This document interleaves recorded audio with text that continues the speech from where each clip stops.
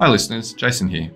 This is a special podcast episode in which Joelle and I will go back to basics with a webinar we delivered recently called Psychological Health and Safety 101.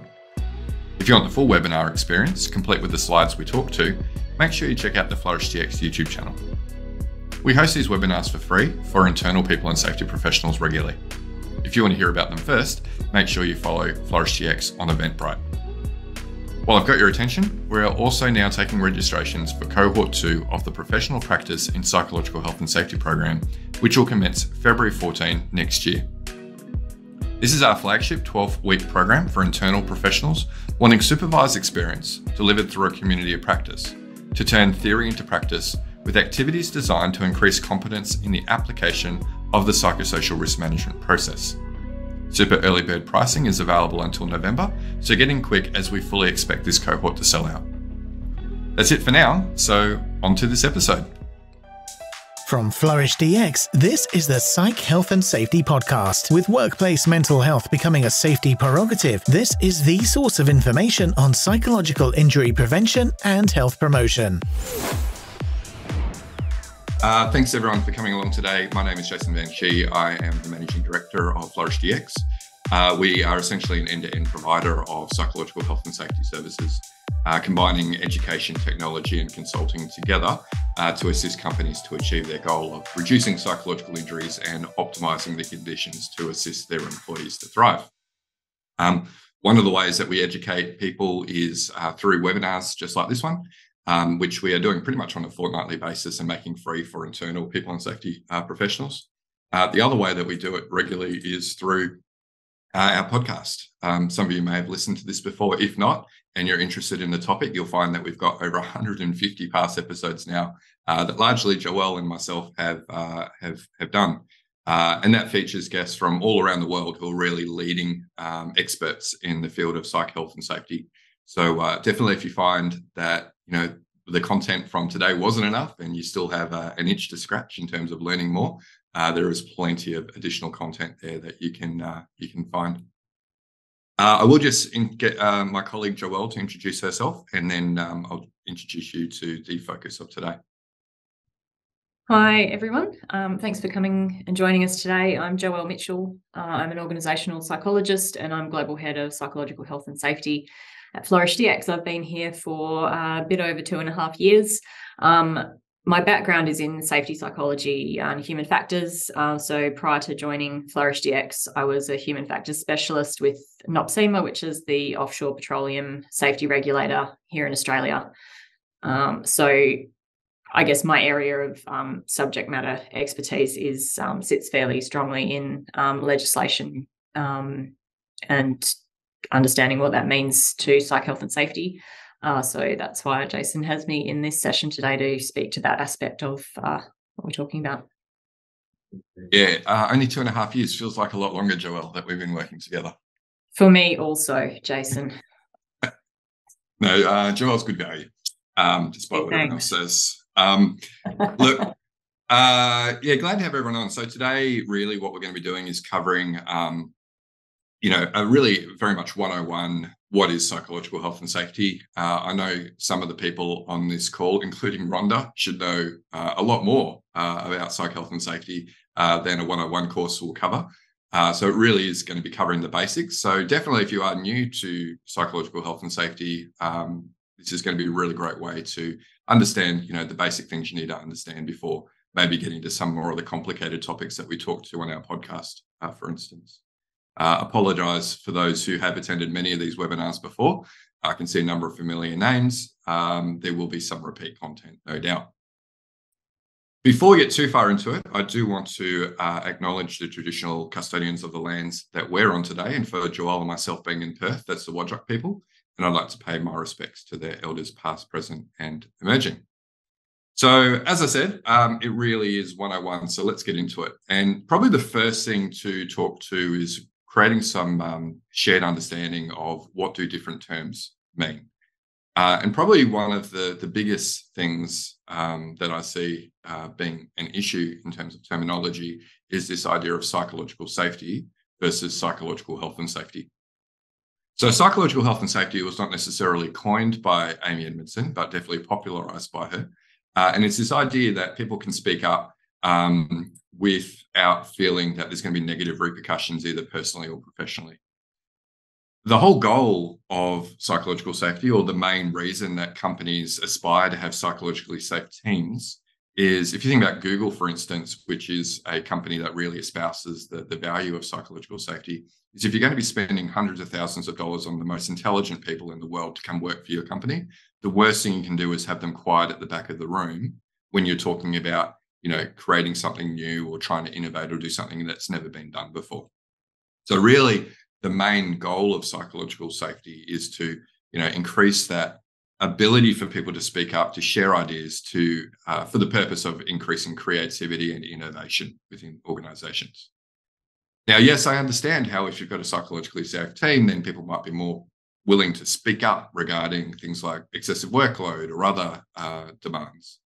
However, there's been very little research, believe it or not, linking psychological safety to either improved mental health outcomes or reduction in safety incidents. So it's not the primary purpose of psychological safety. It's very unfortunate that it has the term safety in it, because I find a lot of health and safety professionals actually then think it's a safety topic, but actually it was developed by people more involved in leadership and team dynamic type research.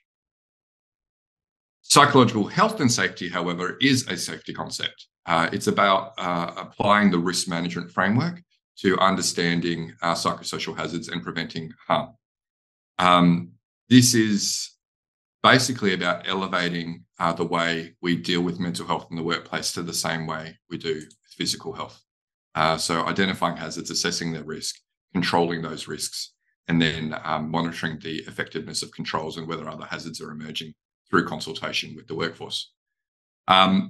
Today, we're going to be talking about the psychological health and safety on the right, not the left. So if you've come looking for some more Amy Edmondson style content, you're in the wrong place. If I see anyone drop off, I'll understand. That's fine. We will be talking about the topic on the right rather than the left today. So how does then psychological health and safety fit within a holistic approach to workplace mental health?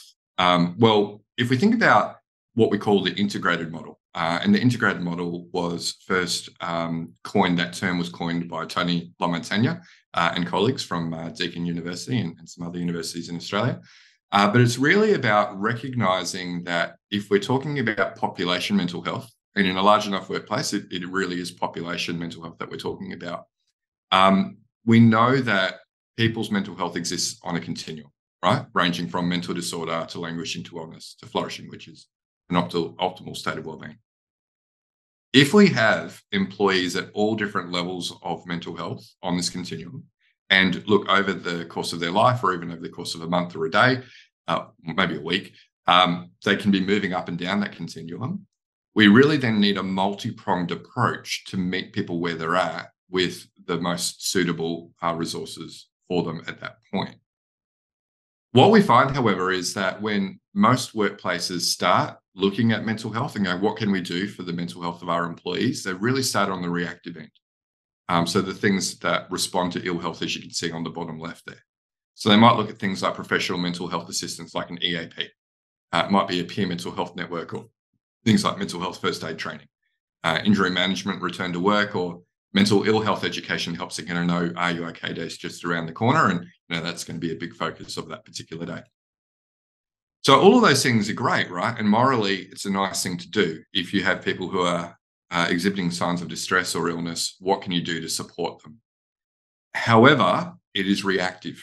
It's basically waiting until people are ill or getting to that point where they can no longer work effectively, and then providing support. There's obviously a lot more value in preventing people from getting to that point in the first place. And also, if we can help them to optimize their well-being, then we're going to get all those benefits around retention, engagement, productivity as well. So whilst most companies start there, it definitely shouldn't be your whole strategy, and should only be a small part of the overall strategy, given that we know in Australia only about 20% of people actually get to that point where they have a diagnosable mental illness in any case. So a lot of companies are now looking at the right-hand side to promote flourishing. What can we do to optimize people's well-being? So we might do things like going, what does work design research say? How do we make our work smart? And by smart, I'm talking about an acronym that was coined by Sharon Parker from Curtin University. Essentially, if we can make work stimulating, make it where people get a sense of mastery, give them a level of autonomy, give them good positive relationships at work, and give them tolerable work demands. We know if we design most jobs with those elements that, people are going to have high levels of engagement, productivity, but also well-being as well. So that's all about going, well, what is good for people in a work design context, and can we make more jobs have those elements in them? Many companies are also looking at, quick fixes like mental wellbeing education and tools. Can we teach people around skills like positive psychology, resilience, mindfulness, that sort of thing? And again, all those things are great, but it needs to be part of a holistic strategy. And then strength-based interventions. What can we do to get people to leverage their strengths at work? And I imagine many people on the call would have done a Gallup Strength Finder survey before, or a VIA character strength survey. We know that people generally flourish when they're doing things every day that bring out their best. And that's all that strength-based interventions are about, identifying what people are at their best and then trying to find them more activities they can do that bring out their best. But the piece of the puzzle that's largely been missing up until recent times, even though people have been working in this space for decades, is the prevent harm piece. And that is, what can we do from a work perspective to make sure that we're not causing harm? What are the foreseeable risks that we should be aware of? And what are the controls that we're putting in place to make sure that people aren't becoming ill from stuff that, we can actually influence from a work perspective? That might be the leader, it might be the HR, health and safety team, it might be the leadership team within an organisation. So the things we can do under that banner include psychosocial risk management. So that's, as I described before, applying that risk management framework to psychosocial hazards. It could be educating people around either, what are psychosocial hazards and their responsibilities, or it might even be, as Joelle will talk to in a little bit, around, what are the legal responsibilities? And then management systems, what are the things that we're doing that are the scaffolding around these activities in order to ensure that they're working effectively to prevent harm? So really, what we're talking about today is really firmly under that prevent harm pillar. We're seeing plenty of companies do lots of activity on the left. Many companies are doing things on the right. But really, what we need to do to think holistically around mental health in the workplace is to think about that prevent harm pillar. And by the way, this isn't just something that's happening, this integrated model, it's not just something that's been adopted at an Australian level. The World Health Organization and the International Labour Organization have actually made it part of their guidance that they released a year ago now, actually in September of last year. So it is now international language that is now being used. So it really is best practice to think holistically under those three kind of headings. So I've been mentioning this term psychosocial hazard a bit, and a psychosocial hazard, if we go back to terminology, is basically anything in the design, management or social aspects of work that has the potential to cause harm. And largely we focus on the psychological harm that this could cause, and it might be things like burnout, depression or anxiety. It might even be things like breakdown, if that stress was to continue long enough, psychological injuries, maybe even suicide, right? But it could also be physical harm. For example, many of you in the health and safety or OC health areas would be aware that musculoskeletal disorders actually have a high correlation with psychosocial hazard exposure as well. So it's not just the psychological harm that we're trying to prevent, but it's also that physical harm too. So common psychosocial hazards that exist across most workplaces are things like work overload, so just having too much to do, not enough time to do it. Role ambiguity, which is essentially not really being sure about what you're supposed to be doing day to day, where your responsibilities begin and end, for instance. Lack of job control or lack of autonomy. So that's, lack of decision-making ability about where, when, how you do your work. Could be poorly managed change. And I'm sure if anyone's been working for more than 5 years, you would have seen this done at some point, change being implemented, but done poorly. And that obviously can cause stress and uncertainty within a workforce.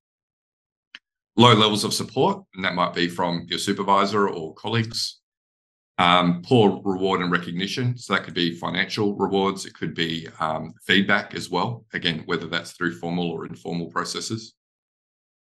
Lack of organisational justice. Justice basically refers to perceived fairness, so how a decision's being made, what level of transparency is behind those things. Occupational violence, that could be either from colleagues or clients or the community. Incivility is basically when people are not friendly at work, is probably the best way to put it. Not necessarily bullying, which is repeated, negative relationships with people or negative ways of interacting with people that really victimize people. But incivility is before that point. And then sexual harassment, which has received a lot of attention of recent times thanks to the Respect at Work report here in Australia in particular. So basically, again, remember, a psychosocial hazard is anything in the design, management, or social aspects at work that have the potential to cause harm. Generally, the things that are considered stressors. This is some of them, but it's definitely not an exhaustive list. There can be some psychosocial hazards that are very specific to industries or occupations. We've done a lot of work with schools, for example, and you can imagine with school teachers, things like parent-teacher relationships can be a source of stress.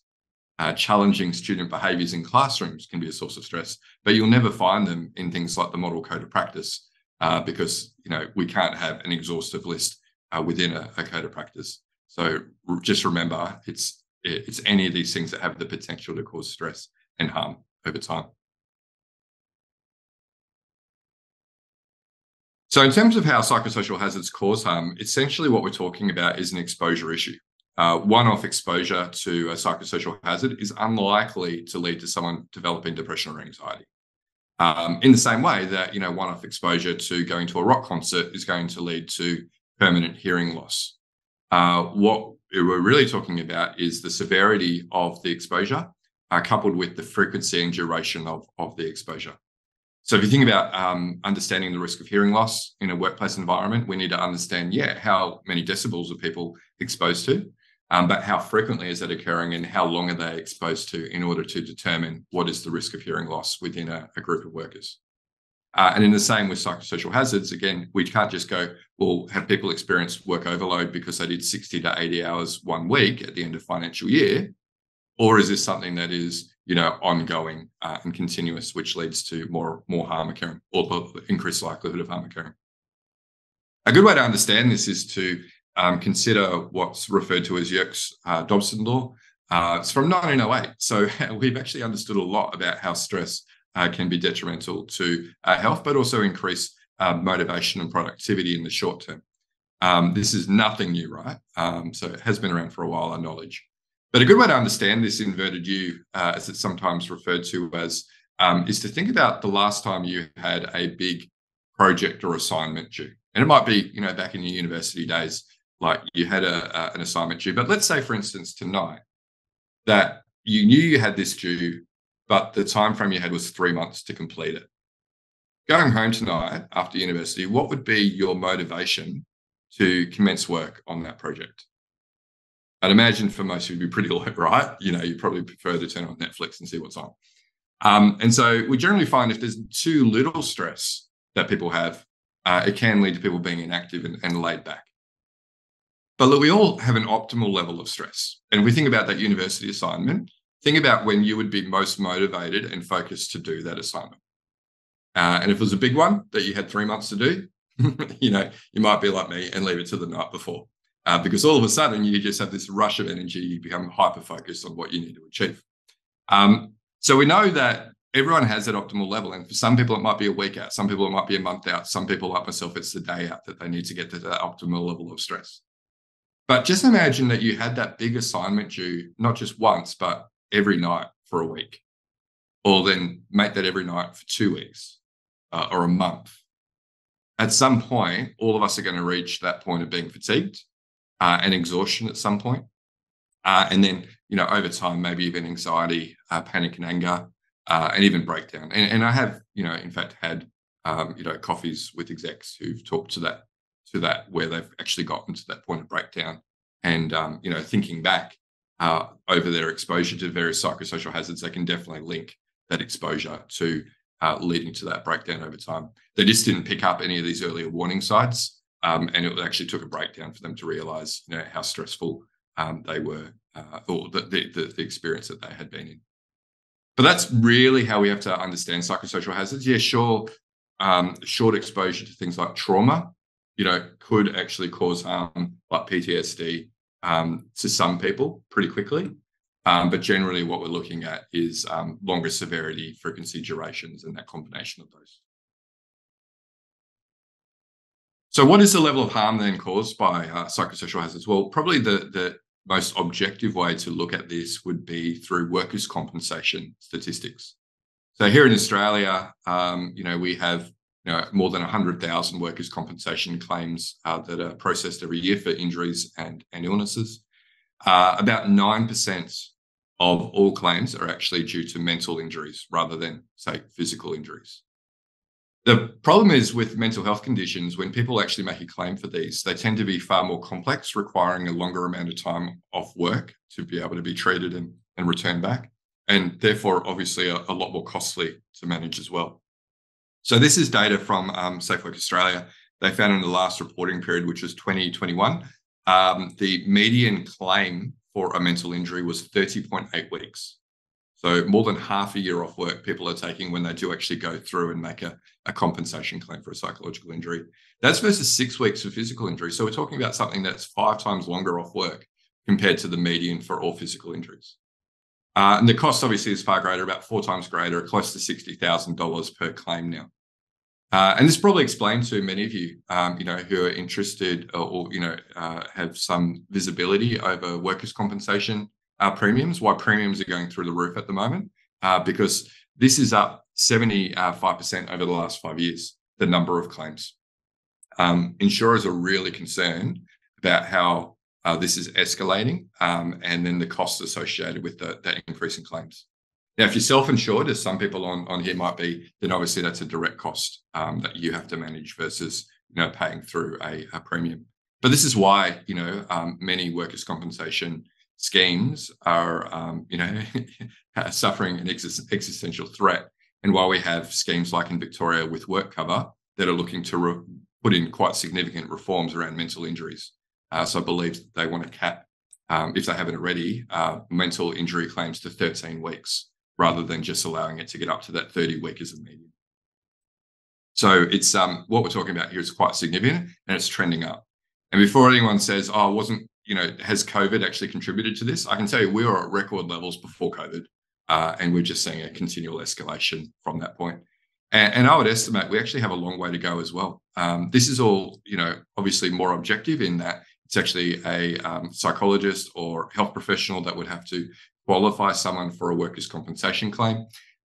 In the UK, however, where every year they do what's called the labour force survey from the Health and Safety Executive, and they get people to self-report the days lost due to work-related stress, depression, and anxiety, plus other illnesses and injuries. Work-related stress, depression, and anxiety accounted for more than 17 million days lost in the last year. That is 46% of the 36.5 million days lost total for all injuries and illnesses. So if we're only at 9% for workers' compensation claims, and self-report data in the UK is saying that 46% of all days lost is due to work-related stress, depression, and anxiety, almost 1 million individual cases. We're talking about this is probably only the beginning of what can escalate still a bit further. And again, why insurers are looking at working with their clients to help them to, look at preventing harm rather than just treating people who have already been harmed. Hi listeners, Jason here. We hope you're enjoying this latest podcast episode. Now, if you're like Joelle, Alicia and myself and enjoy learning from the best, then the Flourish DX Academy is for you. The Academy includes free e-learning courses on the ISO 45003 standard for psychological health and safety at work, and associated topics such as how to conduct a psychosocial risk assessment and how to create the business case for psych health and safety. All courses feature high-quality videos, downloadable resources, multi-choice questions, and a downloadable training certificate on completion. Take your learning to the next level with all Flourish DX Academy courses included within the Flourish DX mobile app. Select podcast episodes from the Psych Health and Safety podcast and sister podcasts from Canada and the USA are also included. Get started with Flourish DX for free at www.flourishdx.com/get-started. That's www.flourishdx.com/get-started. Now back to this episode. So I might hand over to my colleague Joelle now just to give a bit of an update regarding then, what's happening in Australia to really get companies to think more around what are their obligations to make sure they're not causing harm. Thanks, Jason. So essentially, the way that work health and safety legislation in Australia works is that it is managed by the different states and territories, and also the Commonwealth as an employer. So we used to have separate work health and safety or occupational health and safety legislation within each state and territory, and then there was a push to harmonise that legislation across Australia. The reason for that push for harmonisation was largely so that organisations who are operating across multiple jurisdictions would sort of have consistent legislation that they need to comply with, and also, ensuring that people weren't disadvantaged by working in a different state or territory, and that the legislation wasn't offering them less protection than if they were working in a different state or territory. So currently, all states and territories in Australia, except for Victoria, have adopted the harmonised legislation.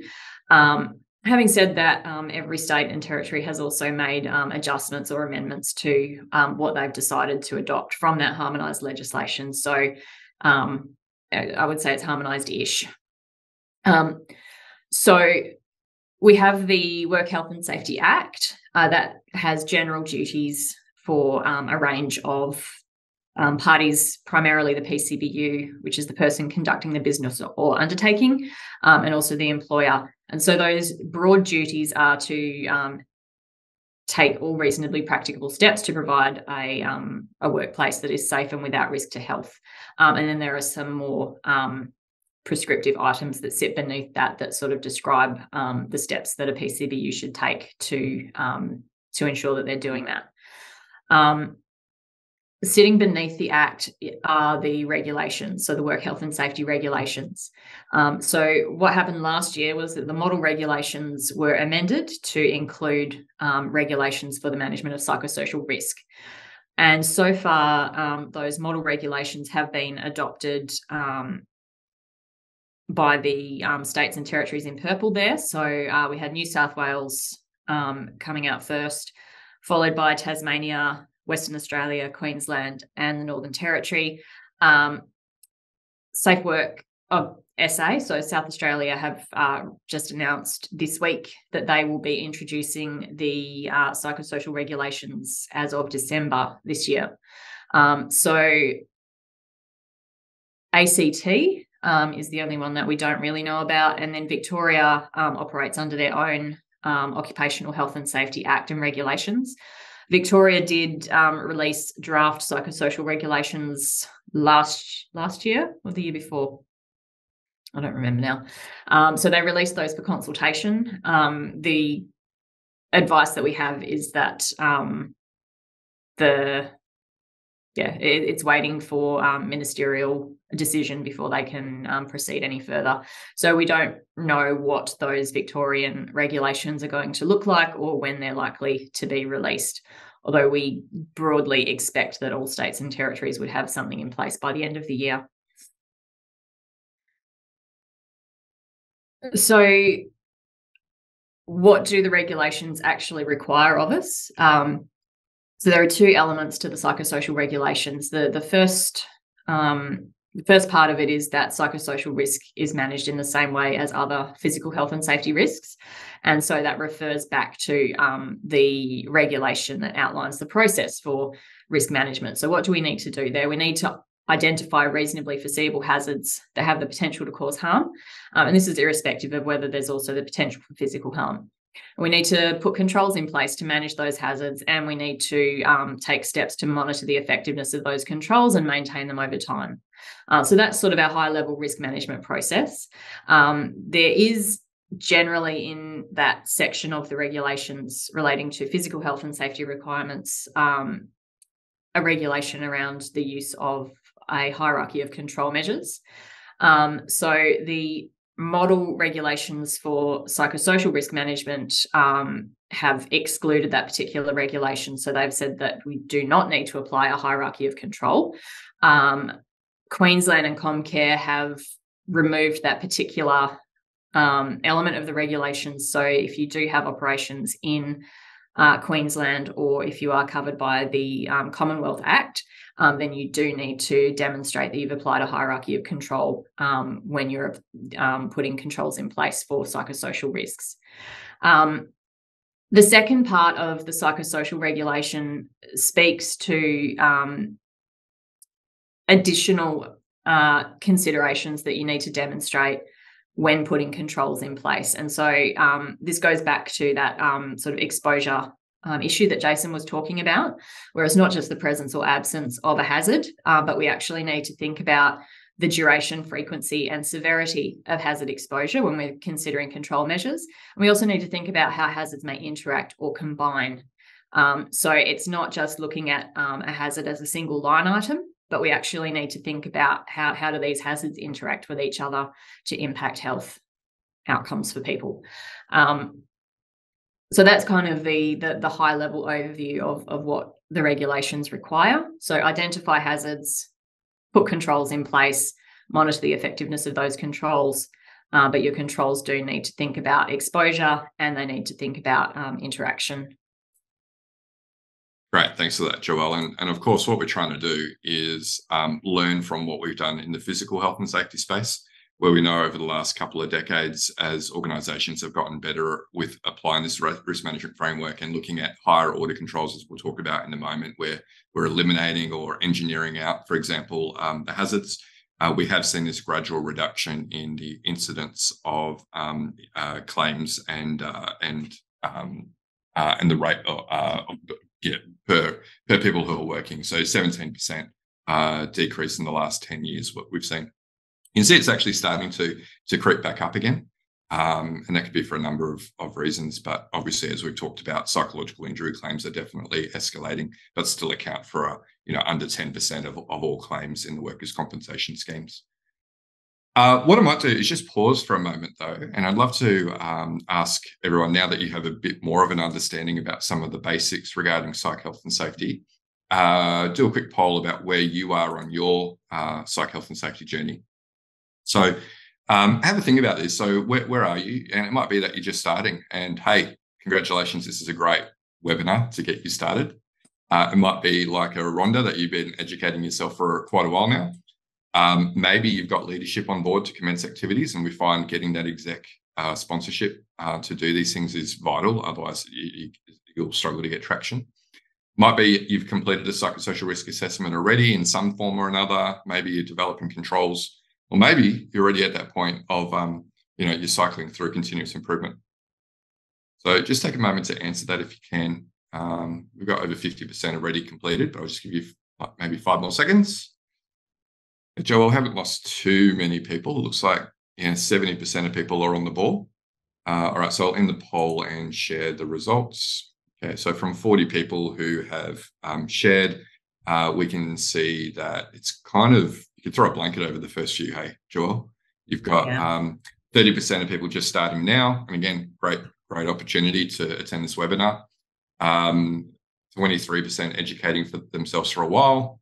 So hopefully this provides some further clarity for you. It's great to see 23% also have leadership on board to commence activities. Good. It looks like we pitched it right, because there's only a smaller percentage of people who've actually started to do some of the activities like conducting risk assessments and putting in controls. Nice to see 3 people on this call already in that cycle of continuous improvement. So well done to you. And probably this is well below your knowledge base if you're already at that point. But good to see you here on this webinar. Any further comments on that, Joelle? Just again to call out to anyone who is in that cycle of continuous improvement, that we would be happy to feature you on the podcast. Hit us up and we'll organise something. Yeah, we do love to share, from people who are actually doing this. I find people who are at that point definitely are, would be in the top 1 percentile of everyone in Australia. Most companies we deal with, even very large, complex organisations like Big 4 banks and consultancies, they're still very much, just starting to scratch the surface about what this looks like. So don't feel overwhelmed if you are just starting out or, just at that early stage. many very large organizations are still just getting started with their activities in this area. Great. So let's just talk through then those three regulated requirements, and we'll just talk about what that looks like. So first of all, the first thing is to identify hazards. And look, you don't actually need necessarily to conduct further surveys or risk assessments to identify hazards. If you already have an employee engagement survey in place, you probably cover a lot of the psychosocial factors that we mentioned earlier. You might have data from workers' compensation claims. It might be things that your health and safety representatives have shared with you. There's a number of ways that you could collect information around the various psychosocial hazards.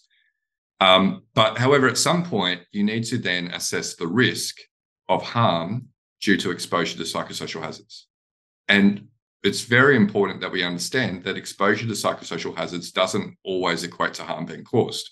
We need to, at some point, assess what is the likelihood and consequence based on the various exposures that people have in our organisation of harm being caused. So a good example of that, again, would be, hey, some people have low autonomy in their roles. Think about truck drivers, or think about people working on a checkout, or think about people, who are in a call centre. Generally, they don't have a lot of decision-making power in how they do their work, when they do their work, where, those sorts of things. But many people will actually self-select into those roles, knowing that's going to be the case and not really desiring a high level of autonomy. So if you do a survey of people and ask about their levels of autonomy and then just assume that low level of autonomy equals harm, you could be actually getting a lot of red herrings. So what you really need to consider is, okay, to what degree do people feel distressed, overwhelmed, angry, or upset due to exposure to various hazards? So what is the severity? What then is the frequency and duration of that exposure? Then we can start to understand, well, where do we have higher exposures that are likely to cause harm? Now, our psychosocial risk assessment, the output should be likelihood and consequence of harm. If you do not get likelihood and consequence, and all you're getting, for example, is a score of 5.1 for workload compared to a benchmark score of 5.2, that is not a risk assessment. That has not given you the likelihood and consequence of harm. You've only got a description of the design of work. You haven't actually looked at whether people are well suited to that, or if it's potentially causing a negative impact on people's well-being. So there is, we do have to ask the questions correctly. We can't just assume that high workload, low autonomy equals harm, although we know that it potentially can, particularly if it's interacting together.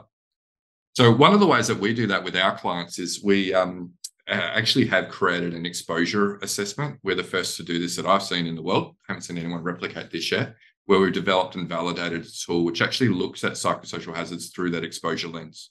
So rather than a traditional survey, which you might see in an employee engagement survey, for example, which would ask questions like, I have to work very fast, or I have to work to demanding deadlines if investigating workload. And people would answer on a like it type style response of strongly agree to strongly disagree, for instance. What we're doing is asking people, right, don't just describe whether workload is low, high, or in between, but to what degree is work overload, the hazard, causing you to feel stressed, overwhelmed, angry, or upset. So we do that on a 10-point sliding scale, and then we do the same with frequency and duration. And I should mention, we will be sharing these slides out after today. So if you want to use that QR code to actually do our assessment, if you haven't been quick enough to grab your phone out, then you'll be able to see it from the slides that I share out. But it's a different way of looking at it. But then what we can do is create a composite risk score, which combines those three together. And so this is something we're doing for a lot of our clients, and doing heat mapping exercises where we take that composite risk score, the average of the severity, frequency, duration. We can plot it across all of the hazards that we've investigated. Some of our clients also want to ask some outcome type questions like levels of burnout, job dissatisfaction, turnover intention. But then across an organization, we always say, your best benchmarks are your own internal ones rather than, another industry. If I show you a benchmark, I can tell you every exec will tell you why that benchmark doesn't compare to your organization. So if you have internal benchmarks where you can go, hey, look, across our organization, this is where we're doing best. These are the areas of the business that have higher hazard exposures. Then you can start to have a discussion about where you need to prioritize next steps. So in this example, you can see very clearly that Department A and Department F, they have low hazard exposures. So the higher the number, the higher the hazard exposure. We typically find anything above that 35 to 40 increases the risk of things like burnout and turnover intention. So you can see Department A, Department F, very good. Interestingly, Department B, even though work overload is high, we actually have the highest levels of job satisfaction and lowest levels of burnout. So this is, again, as Joelle was mentioning, we have to think about the interaction of hazards. And one hazard on its own is not necessarily going to lead to negative outcomes. But if we have a lot of hazards interacting, like you can see in Department D, where we have high hazard exposures across a number of these things, then we can see where, we actually have quite a significant amount of both harm and worker discontent, where we have 71% of workers intending to resign in the next 12 months, 71% experiencing burnout, and 64% of staff dissatisfied with their job.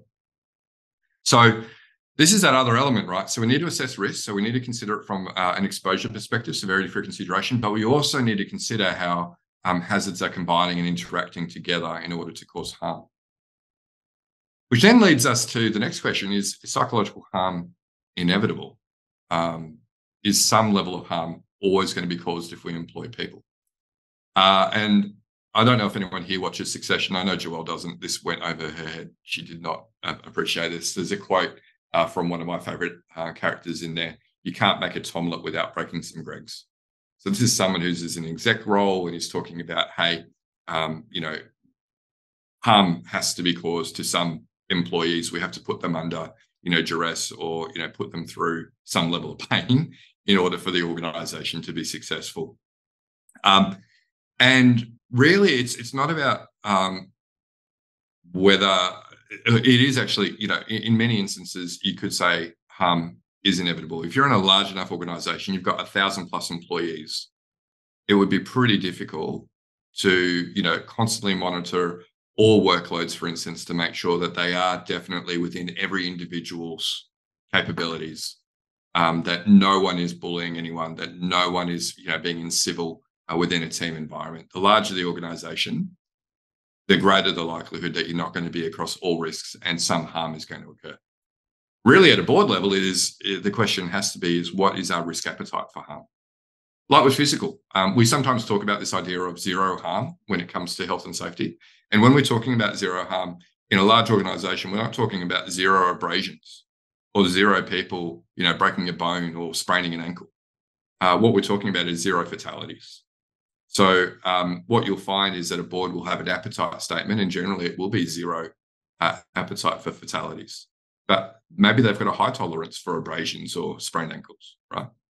So basically, we need to think about what is the various outcomes. And with mental health, it might be, hey, someone has an absence day due to stress, or maybe they're lower productivity because of stress. Maybe a higher problem is someone has had to take 2 weeks out of work because they've become so stressed. Worst possible case is, again, might be suicide. Someone has actually suicided because of maybe repeated bullying and harassment and, poor supervisor support and, hugely demanding workloads. Maybe that's, something that's been caused by work. So we have to, that's a decision and a discussion that has to be had at the board and exec levels of organization. How much harm are we willing to accept? And you can say someone like Elon Musk, right, probably would accept 100% of his workers burning out. That's his risk appetite. But then other organizations might decide, hey, look, morally, we don't want that. We know it doesn't just affect our employees. We know it affects their families and broader communities if we're harming people in that way. So what we now do through our platform is we have the ability to look at the various hazards and how they're interacting, and we've been able to use a machine learning algorithm then to predict various outcomes.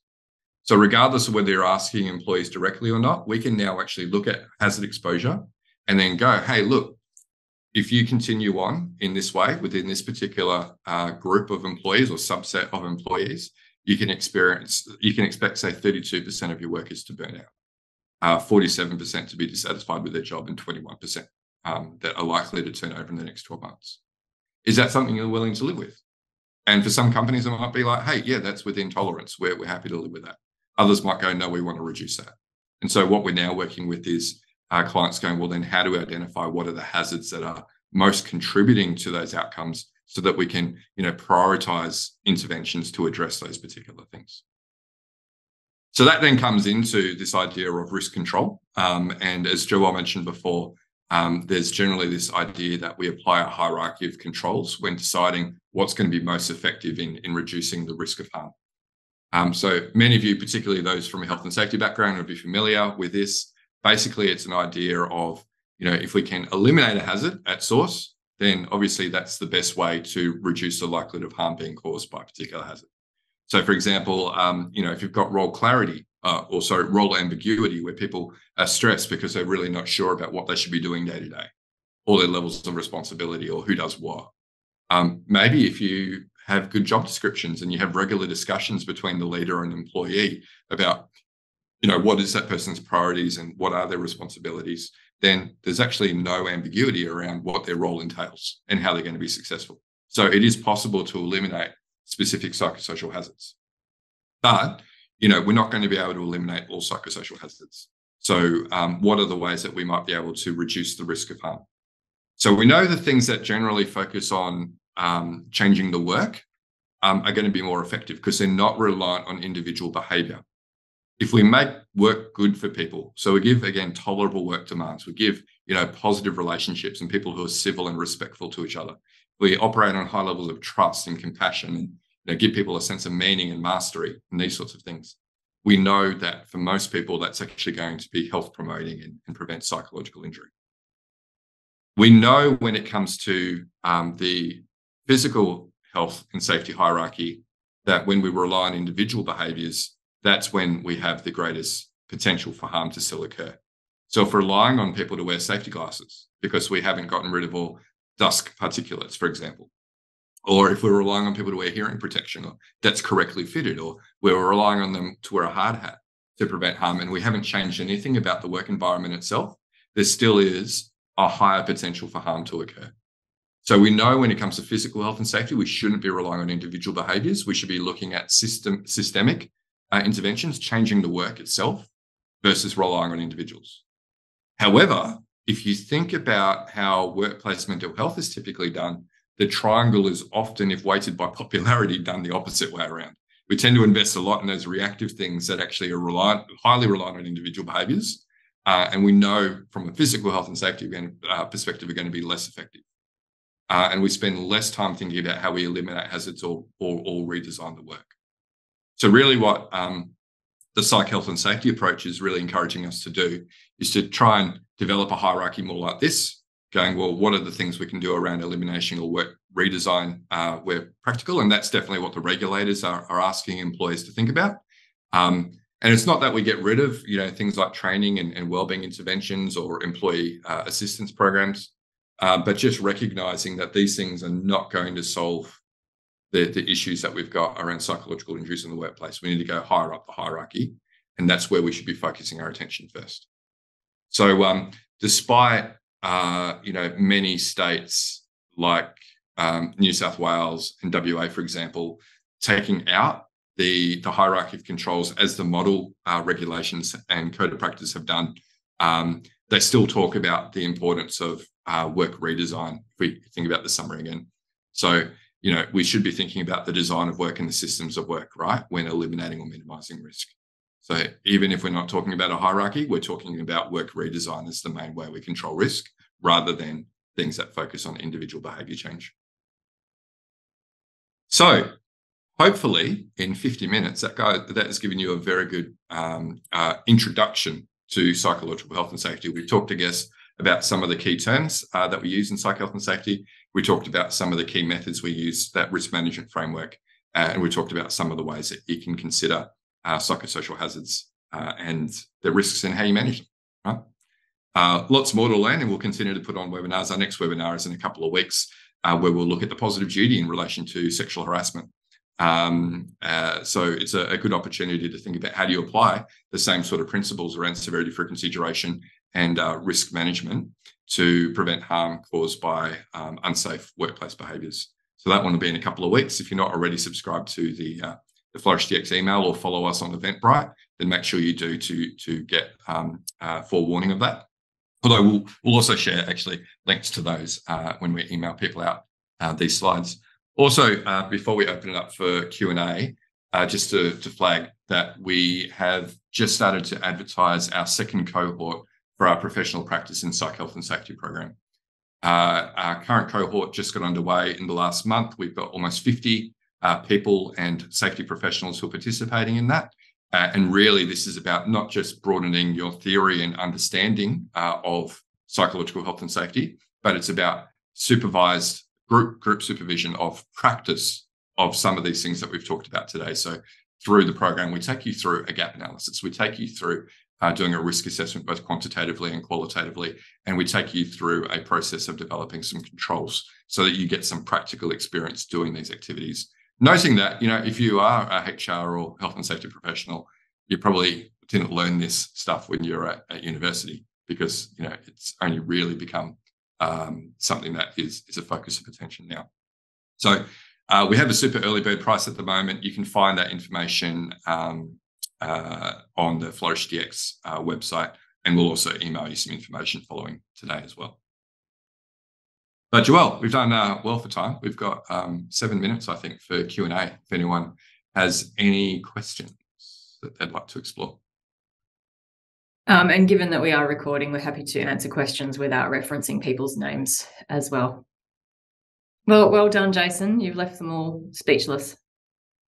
I have that effect sometimes, either that or I lull them to sleep. So, all right. Well, it looks like everybody just wants to get off the screen and maybe we will. So we will share this video out in the email as well. So if you do have any colleagues that you want to share it with, feel free to do that following today. Right. Thank you, everybody, for your time. All right. Thanks, everyone.